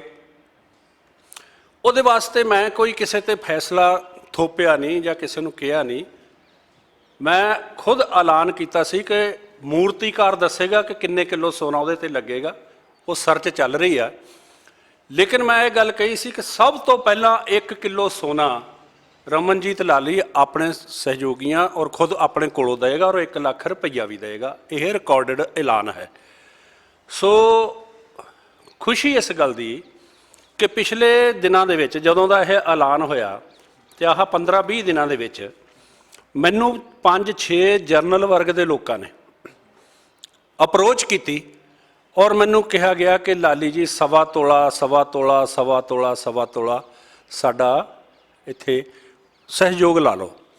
ਤੇ ਮੈਂ ਇਹ ਵੀ ਲੱਗਿਆ ਕਰਨ ਮਿੱਤਰੋ ਵੀ ਇੱਥੇ ਬਹੁਤ ਵੱਡਾ ਇੱਕ ਡਿਸਪਲੇ ਬੋਰਡ ਲੱਗਿਆ ਲਾਉਣ, ਜਿਹੜੇ ਲੋਕ ਦੁਨੀਆ ਦੀ ਉਸ ਵਿਸ਼ਾਲ ਪ੍ਰਤਿਮਾ ਨੂੰ ਸਹਿਯੋਗ ਦੇਣਗੇ ਸੋਨੇ ਦੇ ਰੂਪ 'ਚ, ਉਹਨਾਂ ਦੇ ਨਾਂ ਅਸੀਂ ਉੱਥੇ ਮੈਂਸ਼ਨ ਕਰਾਂਗੇ ਵੀ ਇਹਨੇ ਇੰਨਾ ਦਿੱਤਾ, ਇਹਨੇ ਇੰਨੇ ਦਿੱਤਾ। ਤੇ ਮੇਰੀ ਇਹ ਵੀ ਗੱਲ ਮੈਂ ਕਹਿਣੀ ਚਾਹਨਾ ਕਿ ਉਹ ਜਿਹੜੇ 6-7 ਬੰਦਿਆਂ ਨੇ ਹਾਮੀ ਭਰੀ, ਔਰ ਸੈਂਕੜਿਆਂ ਨੇ ਭਰਨੀ ਆ, ਉਹ ਜਿਹੜੀ 6 ਨੇ ਹਾਮੀ ਭਰੀ, ਉਹ ਸਾਰੇ ਦੇ ਸਾਰੇ ਨੌਨ ਐਸੀ ਲੋਕ ਸੀਗੇ। ਔਰ ਮੈਂ ਆਪਣੇ ਲੋਕਾਂ ਨੂੰ ਕਹਿੰਦਾ, ਤੁਸੀਂ ਡਾਕਟਰ ਅੰਬੇਡਕਰ ਦੇ ਪੈਰੋਕਾਰ ਹੈ, ਉਸ ਇਨਸਾਨ ਨੇ, ਅਸੀਂ ਸੋਨੇ ਦਾ ਵੀ ਚयन ਕਿਉਂ ਕੀਤਾ, ਕਿਉਂ ਚੁਣਿਆ ਸੋਨੇ ਦੀ ਮੂਰਤੀ, ਕਿ ਜਿਸ ਵਿਅਕਤੀ ਨੇ ਤੁਹਾਡੇ ਲੋਹੇ ਨੂੰ ਲੱਗੇ ਜੰਗਾਲ ਵਰਗੇ ਜੀਵਨ ਤੋਂ ਵੀ ਸੰਘਰਸ਼ ਕਰਕੇ, ਪੜ੍ਹ ਲਿਖ ਕੇ, ਸੰਵਿਧਾਨ ਦੇ ਰਾਹੀਂ ਲੜਾਈਆਂ ਲੜ ਕੇ, ਜ਼ੁਲਮਾਂ ਦੇ ਖਿਲਾਫ ਬੋਲ ਕੇ ਆਪਣਾ ਪਰਿਵਾਰ ਵਾਰ ਲਿਆ, ਲੇਕਿਨ ਤੁਹਾਡੇ ਲੋਹੇ ਜੰਗਾਲੇ ਹੋਏ ਜੀਵਨ ਨੂੰ ਸੋਨੇ ਵਰਗਾ ਜੀਵਨ ਬਣਾਤਾ। ਖੁਦ ਝੁੱਗੀਆਂ ਦੇ ਵਿੱਚ ਰਹਿ ਕੇ ਤੁਹਾਨੂੰ ਮਹਿਲਾਂ ਦੇ ਵਿੱਚ ਬਿਠਾਤਾ, ਤੇ ਅਸੀਂ ਉਸ ਜਿਹਨੇ ਸਾਡਾ ਜੀਵਨ ਸੋਨਾ ਬਣਾਇਆ, ਅਸੀਂ ਉਹਨਾਂ ਦੇ ਲੱਖਾਂ ਪੈਰਾਕਾਰ ਰਲ ਕੇ ਉਹਨਾਂ ਦੀ ਵੀ ਸੋਨੇ ਦੀ ਪ੍ਰਤਿਮਾ ਲਾਵਾਂਗੇ। ਸੋ ਤੁਸੀਂ ਨਾ ਪਿੱਛੇ ਰਹਿ ਜਾਓ, NRI ਵੀਰੋ ਤੁਸੀਂ ਔਰ ਮੈਂ ਕਿਸੇ ਗਰੀਬ ਗੁਰਮੇ ਨੂੰ ਕਦੀ, ਔਰ ਮੈਂ ਇਹ ਵੀ ਗੱਲ ਕਹੀ ਆ ਕਿ 1 ਤੋਲੇ ਤੋਂ ਘੱਟ ਕਿਸੇ ਨੂੰ ਨਹੀਂ ਕਹਿਣਾ ਹੈ। ਜਿਹੜੇ ਲੋਕ ਸਾਡੇ ਆਰਥਿਕ ਤੌਰ ਤੇ ਸੰਪੰਨ ਆ, ਕਾਰੋਬਾਰ ਅੱਛਾ ਕਰਦੇ ਆ, ਨੌਕਰੀਆਂ ਕਰਦੇ ਆ, ਬੜੇ ਬੜੇ ਆਫੀਸਰ ਆ, ਕਰੋੜਾਂ ਰੁਪਇਆਂ ਦਾ ਨੈਟਵਰਕ ਆ, ਨੈਟਵਰਥ ਆ ਉਹਨਾਂ ਨੂੰ ਮੈਂ ਜ਼ਰੂਰ ਅਪੀਲ ਕਰਦਾ ਕਿ ਉਹ ਜਿਹੜਾ ਅਸੀਂ ਬੋਰਡ ਡਿਸਪਲੇ ਕਰਨ ਜਾ ਰਹੇ ਹਾਂ, ਕਿਤੇ ਤੁਹਾਡਾ ਨਾਂ ਉਸ ਬੋਰਡ ਦੇ ਵਿੱਚੋਂ ਨਾ ਰਹਿ ਜਾਏ ਪੂਰੀ ਦੁਨੀਆ ਦੇ ਵਿੱਚੋਂ, ਕਿਉਂਕਿ ਉਹ ਬੋਰਡ ਹਮੇਸ਼ਾ ਸਦੀਆਂ ਸਦੀਆਂ ਤੱਕ ਲੱਗਿਆ ਰਹਿਣਾ ਕਿ ਜਿਹੜੀ ਬਾਬਾ ਸਾਹਿਬ ਦੀ ਪ੍ਰਤਿਮਾ ਸੋਨੇ ਦੀ ਦੁਨੀਆ ਦੀ ਪਹਿਲੀ ਲੁਧਿਆਣੇ 'ਚ ਲੱਗੀ ਹੋਈ ਆ, ਉਹਦੇ ਵਿੱਚ ਸਾਡਾ ਵੀ ਨਾਂ ਜਿਹੜਾ ਹੈਗਾ, ਔਰ ਉਹ ਨਾਂ ਹਮੇਸ਼ਾ ਲਈ ਰਹਿਣਾ, ਤੇ ਤੁਹਾਡਾ ਨਾਂ ਉਸ ਬੋਰਡ ਦੇ ਉੱਤੇ ਆਵੇ। ਇਹ ਮੇਰੀ ਬੇਨਤੀ ਆ, ਅਪੀਲ ਆ। ਖੁੱਲ੍ਹਾ ਸਹਿਯੋਗ ਕਰੋ, ਬੜਾ ਪਾਰਦਰਸ਼ੀ ਤਰੀਕੇ ਦੇ ਨਾਲ। ਦੇਖੋ ਪਿਛਲੇ 10 ਸਾਲ ਤੋਂ ਇਹਦੀ ਉਸਾਰੀ ਚੱਲ ਰਹੀ ਆ, ਔਰ ਤਕਰੀਬਨ ਇਹਦੇ ਉੱਤੇ 13 ਕਰੋੜ ਰੁਪਏ ਦਾ ਟੋਟਲ ਖਰਚਾ ਆਉਣਾ। ਜੇ ਮੈਂ ਲੈਂਡ ਦੀ ਕੀਮਤ ਪਾ ਲਵਾਂ ਜਿੱਦਾਂ ਸ਼ਹਿਰ ਦੇ ਵਿੱਚ ਹੈ, ਤਾਂ ਇਹ ਤਕਰੀਬਨ 50 ਕਰੋੜ ਤੋਂ ਉੱਪਰ ਦੀ ਇਮਾਰਤ ਹੈ। ਮੈਂ ਸਰਕਾਰਾਂ ਦਾ ਵੀ ਧੰਨਵਾਦ ਕਰਦਾ, ਪਿਛਲੀ ਸਰਕਾਰ ਦਾ ਵੀ ਔਰ ਪੰਜਾਬ ਦੀ ਮੌਜੂਦਾ ਸਰਕਾਰ ਦਾ ਵੀ। ਬੇਸ਼ੱਕ ਮੈਂ ਇੱਥੇ ਔਰ ਮੇਰੇ ਸਹਿਯੋਗੀ ਅਸੀਂ ਸੇਵਾਦਾਰ ਹੀ ਹਾਂ, ਲੇਕਿਨ ਕਰੋੜਾਂ ਰੁਪਈਆ ਸਰਕਾਰਾਂ ਨੇ ਲਾਇਆ। ਤਾਂ ਤੁਹਾਨੂੰ ਬੇਨਤੀ ਹੈ ਕਿ ਇਹ ਅਜੂਬਾ ਬਣੇ। ਤੁਸੀਂ ਵਿਦੇਸ਼ਾਂ ਦੇ ਵਿੱਚੋਂ ਆਓ, ਤੁਹਾਡੇ 'ਚ ਚਰਚਾ ਹੋਵੇ, ਯਾਰ ਜਦੋਂ ਪੰਜਾਬ ਗਏ ਤੇ ਲੁਧਿਆਣੇ ਦੇ ਅੰਬੇਡਕਰ ਭਵਨ ਦੇ ਵਿੱਚ ਜ਼ਰੂਰ ਆਉਣਾ ਜਾਣਾ। ਤੁਹਾਡੇ ਲਈ ਇੱਥੇ ਬਹੁਤ ਵਧੀਆ ਆਉਣ ਵਾਲੇ ਸਮੇਂ 'ਚ ਪ੍ਰਬੰਧ ਵੀ ਕੀਤੇ ਜਾਣਗੇ। ਜੇ ਤੁਸੀਂ ਇੱਥੇ ਰੁਕਣਾ ਵੀ ਹੋਊਗਾ, ਤੁਹਾਡੇ ਲਈ ਨਾਲ ਅਟੈਚ ਬਾਥਰੂਮ, AC ਲੱਗੇ ਵਧੀਆ ਕਮਰੇ, ਉਹ ਵੀ ਇੱਥੇ ਉਪਲਬਧ ਕਰਾਵਾਂਗੇ। ਤੁਹਾਡਾ ਕੋਈ ਖਰਚਾ ਨਾ ਹੋਵੇ, ਤੁਹਾਡੇ ਲਈ ਸਾਫ਼ ਸੁਥਰਾ ਖਾਣਾ ਇੱਥੇ ਉਪਲਬਧ ਹੋਊਗਾ। ਔਰ ਬਿਲਕੁਲ ਸਾਡੇ ਖੱਬੇ ਪਾਸੇ ਜਿਹੜਾ ਹੈਗਾ ਪੁਲਿਸ ਸਟੇਸ਼ਨ ਹੈ, ਕੋਈ ਸੁਰੱਖਿਆ ਦੀ ਇੱਥੇ ਕੋਈ ਪ੍ਰੋਬਲਮ ਨਹੀਂ ਹੈ। ਇੱਧਰਲੇ ਪਾਸੇ ਆਪਾਂ ਨੇ ਹਸਪੀਟਲ ਬਣਾ ਦੇਣਾ। ਤੇ ਮੈਂ NRI ਵੀਰਾਂ ਨੂੰ ਖਾਸ ਕਰਕੇ ਇਸ ਚੈਨਲ ਦੇ ਦੇਖਣ ਵਾਲੇ ਸਰੋਤਿਆਂ ਨੂੰ ਦੁਬਾਰਾ ਫਿਰ ਅਪੀਲ ਕਰਦਾ ਕਿ ਆਪਣਾ ਵੱਧ ਤੋਂ ਵੱਧ ਸਹਿਯੋਗ ਜਿਹੜਾ ਹੈਗਾ ਇਹਦੇ ਵਿੱਚ ਕਰੋ, ਔਰ ਤੁਹਾਡਾ ਨਾਂ ਸੁਨਹਿਰੀ ਅੱਖਰਾਂ ਦੇ ਵਿੱਚ ਲਿਖਿਆ ਜਾ ਸਕੇ। ਜਿੱਥੇ ਇਹਦੇ ਨਾਲ ਇੱਕ ਬਹੁਤ ਜ਼ਰੂਰੀ ਅਹਿਮ ਸਵਾਲ ਹੈ, ਜਿੱਥੇ ਤੁਸੀਂ ਹਜ਼ਾਰਾਂ ਲੋਕਾਂ ਦੀ ਜਿੱਥੇ ਗੱਲ ਕੀਤੀ ਆ ਕਿ ਆਪਣੇ ਸਮਾਜ ਦੀ ਗੱਲ ਕੀਤੀ, ਲੈ ਕੇ ਅਸੀਂ 1 ਜੂਨ ਤੋਂ ਵੀ ਆਪਣੇ ਰਹਿਬਰਾਂ ਦੀ ਆਣ ਤੇ ਸ਼ਾਨ ਵਾਸਤੇ ਅਸੀਂ ਸੜਕ 'ਤੇ ਉਤਰਾਂਗੇ, ਔਰ ਉਸ ਰੂਲ ਨੂੰ ਮੁਕੰਮਲ ਕਰਕੇ ਵੀ ਦਿਖਾਵਾਂਗੇ, ਉਹਦੇ ਵੀ ਰਹਿਬਰਾਂ ਨਾਂ 'ਤੇ ਵੀ। ਔਰ ਜਿੱਥੇ ਐਜੂਕੇਸ਼ਨ ਦੀ ਗੱਲ ਕੀਤੀ ਸੀ, ਮੈਂ ਪਿੱਛੇ ਸਵਾਲ ਨੂੰ ਪਿੱਛੇ ਲੈ ਜਾਵਾਂ ਕਿ ਕੱਲ੍ਹ ਜਰਨੈਲ ਨੰਗਲ ਲਈ ਫਗਵਾੜੇ ਵਿੱਚ ADC ਦਾ ਘਿਰਾਵ ਕੀਤਾ ਵਾ, ਅੱਜ ਉਹਦੇ 'ਤੇ ਵੀ ਪਰਚਾ ਦਰਜ ਕਰਤਾ ਹੈਗਾ, ਕਿਉਂਕਿ ਲੋਕਡਾਊਨ ਚੱਲਦਾ ਪਿਆ ਹੈਗਾ। ਸਰਕਾਰ ਨਿੱਤ ਆਪਣੇ ਸਵਾਲ ਬਦਲਦੀ ਆ, ਜਵਾਬ ਬਦਲਦੀ ਆ। ਅੱਜ ਉਹ 'ਤੇ ਸਵੇਰੇ 188 ਦੇ ਅਧੀਨ ਪਰਚਾ ਦਰਜ ਕਰਤਾ। ਕੀ ਗੱਲ, ਜੇ ਸਾਡੇ ਰਹਿਬਰਾਂ ਦੀ ਜੇ ਤੁਸੀਂ ਆਵਾਜ਼ ਉਠਾਓਗੇ, ਜੇ ਪ੍ਰਸ਼ਾਸਨ ਨੇ ਜਾਂ ਕਿਸੇ ਹੋਰ ਨੇ ਤੁਹਾਡੇ 'ਤੇ ਕੋਈ ਪਰਚਾ ਦਰਜ ਕਰਨ ਦੀ ਉਮੀਦ ਕੀਤੀ, ਤਾਂ ਆਉਣ ਵਾਲੇ ਟਾਈਮ 'ਚ ਕੀ ਸੰਘਰਸ਼ ਹੋ? ਮੈਂ ਦੱਸਣਾ ਚਾਹੁੰਦਾ, ਇੱਕ ਗੱਲ ਕਹੀ ਜਾਂਦੀ ਹੈ ਕਿ ਜਿਸ ਗੱਲ ਨੂੰ ਸਰਕਾਰ ਨਾ ਮੰਨੇ ਉਸ ਗੱਲ ਨੂੰ ਲੋਕਾਂ ਦੀ ਕਚਹਿਰੀ 'ਚ ਲੈ ਜਾਓ। ਬਈ ਯਾਰ, ਜਦੋਂ ਤੁਸੀਂ ਆਪਣੇ ਹੱਕਾਂ ਅਧਿਕਾਰਾਂ ਦੀ ਗੱਲ ਨੂੰ ਲੈ ਕੇ ਸੜਕ 'ਤੇ ਜਾਓਗੇ, ਸਰਕਾਰਾਂ ਦੇ ਖਿਲਾਫ ਝੰਡਾ ਚੱਕੋਗੇ, ਤੇ ਪਰਚੇ ਦਰਜ ਹੋ ਜਾਣਗੇ। ਮੈਨੂੰ ਤਾਂ ਖੁਸ਼ੀ ਹੋਏਗੀ। ਮੇਰੇ 'ਤੇ ਕਿੰਨੇ ਹੋਏ ਆ? ਮੇਰੇ 'ਤੇ 307 ਦੇ 2 ਹੋਏ, ਮੇਰੇ 'ਤੇ ਕਈ ਹੋਰ ਹੋਏ, 5 ਪਰਚੇ ਹੋਏ ਹੋਣਗੇ। ਤੇ ਮੈਂ ਇਸ ਗੱਲ ਨੂੰ ਬੜੇ ਪ੍ਰਾਊਡ ਨਾਲ ਕਹਿਣਾ ਕਿ ਮੇਰੇ 'ਤੇ ਤਾਂ 5 ਹੋਏ, ਜਰਨੈਲ ਨੰਗਲ 'ਤੇ ਹੋ ਗਿਆ ਜਾਂ ਕਿਸੇ ਹੋਰ 'ਤੇ ਹੋ ਗਿਆ। ਸਾਡੇ 'ਤੇ ਗੁਰੂ ਦੇ ਬੜੇ ਪਰਚੇ ਹੋਏ ਸੀ। ਲੇਕਿਨ ਜੇ ਤੁਹਾਡਾ ਮਿਸ਼ਨ ਸੱਚਾ, ਤੁਹਾਡੀ ਸੋਚ ਵਧੀਆ, ਤੁਸੀਂ ਕੌਮ ਲਈ ਕੁਝ ਕਰਨਾ ਚਾਹੁੰਦੇ ਹੋ, ਤੇ ਇਹਨਾਂ ਪਰਚਿਆਂ ਦੀ ਕੀ ਪਰਵਾਹ। ਔਰ ਕੋਈ ਸਾਡਾ ਆਗੂ ਕਹਿੰਦਾ ਹੁੰਦਾ ਸੀ, ਕਹਿੰਦੇ ਜਿੰਨੇ ਜ਼ਿਆਦਾ ਕਿਸੇ 'ਤੇ ਪਰਚੇ ਹੋਣ ਉਨਾ ਹੀ ਵੱਡਾ ਆਗੂ ਬਣਦਾ। ਤੇ ਇਸ ਕਰਕੇ ਪਰਚਿਆਂ ਦੀ ਕੋਈ ਪਰਵਾਹ ਨਹੀਂ। ਅਸੀਂ ਆਪਣੀ ਕੌਮ ਦੀ, ਆਪਣੇ ਨੌਜਵਾਨਾਂ ਦੀ, ਆਪਣੇ ਆਉਣ ਵਾਲੀ ਪੀੜ੍ਹੀ ਦੀ, ਆਪਣੇ ਸਮਾਜ ਦੀ ਤਰਜਮਾਨੀ ਕਰਨੀ ਆ। ਉਹਦੇ ਲਈ ਚਾਹੇ ਲੱਖ ਤਸੀਹੇ ਚੱਲਣੇ ਪੈਣ, ਚੱਲਾਂਗੇ ਯਾਰ। ਔਰ ਇਹ ਰਮਨਜੀਤ ਲਾਲੀ ਦਾ ਤੁਸੀਂ ਸੁਣ ਹੀ ਲਿਆ ਹੈਗਾ ਕਿ ਜੋ ਜਸ਼ੀਲੇ ਜਜ਼ਬਾਤ ਹੈਗੇ ਉਹਨਾਂ ਦੇ ਸਮਾਜ ਸੇਵਕ ਦੇ, ਔਰ ਆਪਣੇ ਗੁਰੂ ਦੀ ਆਣ ਤੇ ਸ਼ਾਨ ਵਾਸਤੇ ਹਮੇਸ਼ਾ ਮੈਦਾਨ ਦੇ ਵਿੱਚ ਖੜੇ ਹੋ ਗਏ, ਸਤਿਗੁਰਾਂ ਦੇ ਚਰਨਾਂ ਨਾਲ ਜੁੜ ਕੇ ਵੀ ਆਪਣੀ ਜਿਹੜੀ ਸੇਵਾ ਨਿਭਾਉਂਦੇ ਰਹਿਣਗੇ। ਔਰ ਲੁਧਿਆਣੇ ਦੀ ਧਰਤੀ 'ਤੇ ਵੀ ਅੱਜ ਇਹਨਾਂ ਨੇ ਵਾਅਦਾ ਕੀਤਾ ਵਾ ਕਾਂਚੀ TV ਦੇ ਮਾਧਿਅਮ ਤੋਂ ਕਿ ਆਉਣ ਵਾਲੇ ਟਾਈਮ ਦੇ ਵਿੱਚ ਰਾਹੋਂ ਰੋਡ ਤੋਂ ਲੈ ਕੇ ਪੂਰੇ ਖੁਲਾਲਗੜ੍ਹ ਸਾਹਿਬ ਸਤਿਗੁਰੂ ਦਾਸ ਮਹਾਰਾਜ ਜਿੱਥੇ ਚਰਨ ਛੋਹ ਧਰਤੀ ਹੈਗੀ ਆ, ਉਹ ਸਾਰੀ ਰੋਡ ਨੂੰ ਜਿਹੜਾ ਗੁਰੂ ਦਾਸ ਮਹਾਰਾਜ ਦੇ ਨਾਮ 'ਤੇ ਵੀ ਮਾਰਗ ਦਾ ਰੱਖਿਆ ਜਾਊਗਾ, ਔਰ ਉਹਨੂੰ ਮੁਕੰਮਲ ਰੋਡ ਵੀ ਬਣਾਵਾਂਗੇ। ਔਰ ਜਿੱਥੇ ਵੀ ਸਾਡੇ ਸਮਾਜ ਕਦੇ ਵੀ ਭਾਰੀ ਪਊਗੀ, ਇਹ ਸਾਡੇ ਰਮਨਜੀਤ ਲਾਲੀ ਜੀ ਹਮੇਸ਼ਾ ਹੀ ਮੈਦਾਨ ਦੇ ਵਿੱਚ ਇੱਦਾਂ ਹੀ ਗੁਰਦੇ ਰਹੋਗੇ। ਤੁਸੀਂ ਬਣੇ ਰਹੋ ਕਾਂਚੀ ਟੀਵੀ ਦੇ ਨਾਲ, ਔਰ ਆਉਣ ਵਾਲੇ ਟਾਈਮ ਦੇ ਵਿੱਚ ਹੋਰ ਨਵੀਆਂ ਅਤੇ ਤਾਜ਼ੀਆਂ ਖਬਰਾਂ ਲੈ ਕੇ ਆਵਾਂਗੇ। ਸੋ ਸਾਰਿਆਂ ਦੋ ਜ਼ਿਆਦਾ ਜੈ ਭੀਮ, ਜੈ ਭਾਰਤ, ਜੈ ਗੁਰਦੇਵ ਜੀ। ਧੰਨ ਗੁਰਦੇਵ। ਨਵੀਆਂ ਤੇ ਤਾਜ਼ਾ ਖਬਰਾਂ ਸਭ ਤੋਂ ਪਹਿਲਾਂ ਦੇਖਣ ਲਈ ਸਾਡਾ YouTube ਚੈਨਲ ਲਾਈਕ ਤੇ ਸਬਸਕ੍ਰਾਈਬ ਕਰੋ। ਕਾਂਚੀ ਟੀਵੀ ਨਾਲ ਹੀ ਦਬਾਓ ਘੰਟੀ ਦਾ ਬਟਨ।